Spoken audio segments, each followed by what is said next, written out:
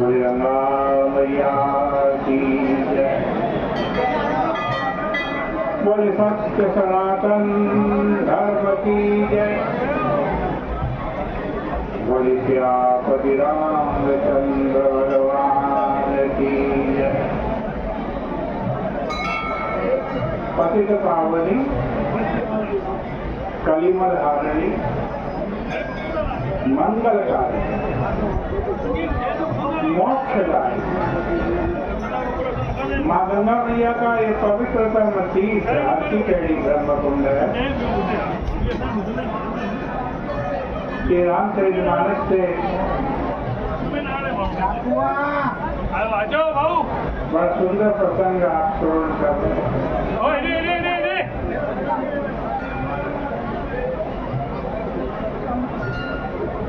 रावण पकोड़ा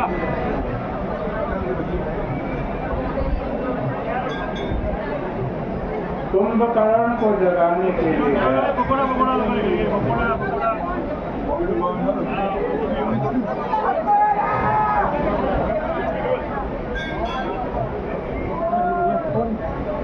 कुंभकर्ण जागा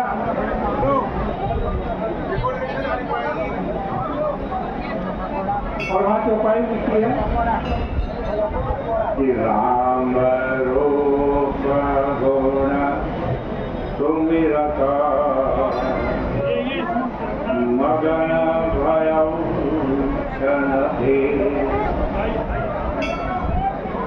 कुंभकर्ण ने राम जी के गुण सुने,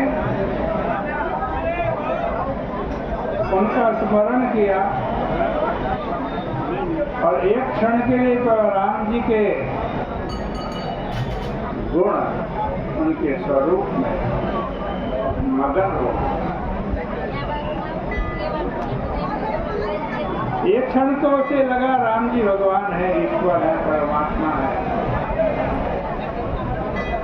और अगले क्षण क्या किया कि रावण मांगे कोटि घट मद महिष बने।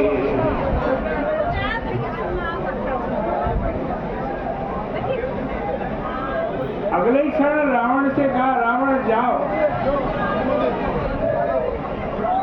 1 करोड़ घड़े मदिरा के लेके आओ और अनेक भैंसे लेकर के आओ, जिसको मैं खाऊंगा।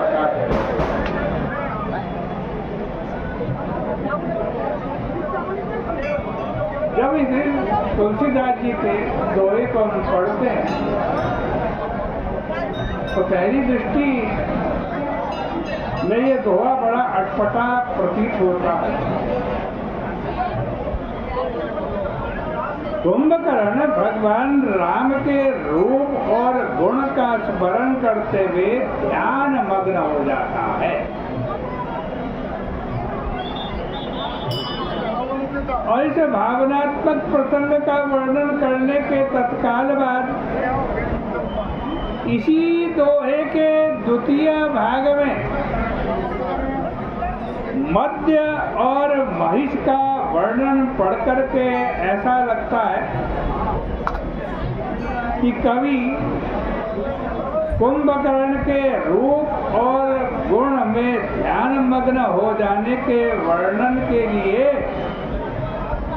एक पूरा दोहा देने के लिए भी प्रस्तुत नहीं है कि पूरे दोहे में एक ही बात कहें कि कुंभकर्ण रावण जी के गुण को, रावण जी के स्वरूप को देख करके मग्न हो गया, आनंदित हो गया।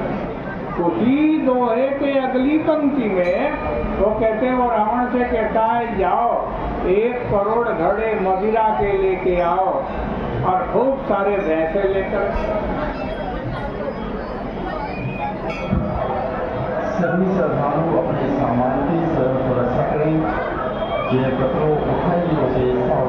आज कहते हैं मोबाइल फोन, पर्स, ध्यान की मंगलमयी परंपरा के साथ मद और महिष का विभत्स वर्णन सर्वथा असंगत प्रतीत होता है। कोई वस्तु न रहे। अरे एक दोहे में तो पूरे में कह देते कि कुंभकर्ण राम जी के रूप में गुण में मग्न है, आनंदित है। उसी दोहे की अगली पंक्ति में वो कहते हैं कि वो रावण से मदिरा मांग रहा है, मांस मांग रहा है। किंतु विचार करने पर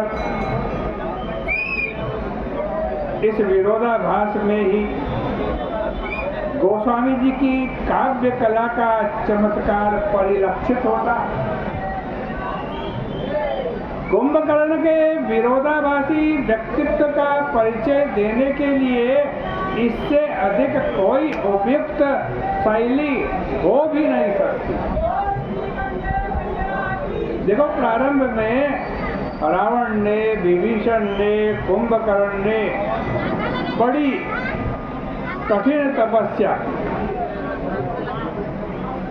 और इन तीनों की उग्र तपस्या से संतुष्ट होकर भगवान शंकर और लोक पितामह ब्रह्मा जी वरदान देने के लिए इनके तीनों के सामने प्रकट हो गए। रावण और विभीषण को देखकर ब्रह्मा के अंतर्मन में कोई विशिष्ट प्रभाव नहीं पड़ा, किंतु जब इन दोनों की दृष्टि कुंभकर्ण के ऊपर पड़ी, कुंभकर्ण के ऊपर पड़ते ही ये भी आतंकित हो। उसका विशाल शरीर, उसके भोजन की मात्रा का परिचय सृष्टि निर्माता का यह सोचना स्वाभाविक ही था कि यदि यह प्रतिदिन भोजन करता रहा तो विश्व की क्या दशा होगी।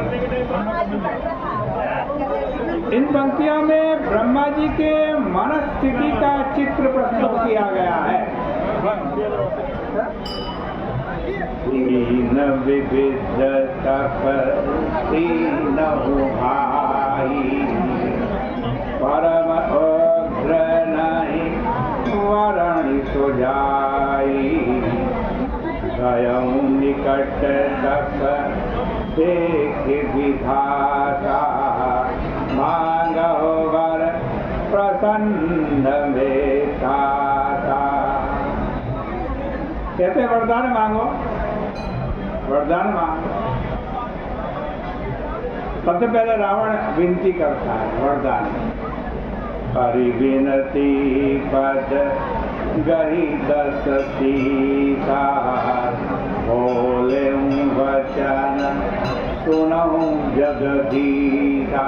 रावण कह रहा, विनती कर कि हम कहो के मरही न मारे, वानर मनज जाति दोही बारे। मैं वरदान मांगता हूँ, मुझको कोई मार ही न सके। सभी श्रद्धालु अपने सामान, या तो मैं बंदर से मरूं या मनुष्य से मरूं। बंदर और मनुष्य को तो रावण कुछ समझता ही नहीं। दो व्यक्ति मुझे मार सके, या तो मनुष्य या बंदर, और किसी से मैं न मरूं। रावण वरदान देवमस्तु तुम बड़ तप कीना, हे ब्रह्मा मिल तेहि वर दीना। भगवान ने एव वस्तु कह दिया, रावण तुमने बड़ा कठिन तप किया है, हम तीनों तुम्हारे को यही वरदान देते हैं। बोले प्रभु कुंभकर्ण पाही गाया। फिर ब्रह्मा जी कुंभकर्ण के पास गए, तेरी बिलो की मन विस्मय भया। कुंभकर्ण को देखकर तो भगवान भी बड़े विस्मित हो गए, आश्चर्यचकित हो गए। देखा बहुत लंबा चौड़ा शरीर है, पहाड़ की तरह शरीर है कुंभकर्ण है। अब सोचने लगे यही खल नित्य करब आहारो, ये दुष्ट रोज भोजन करेगा। क्या करेगा? आहार। होई सब उजारी संसार, ये तो कुछ ही दिन में सारे संसार को उजाड़ के रख देगा, इतना भोजन करने वाला।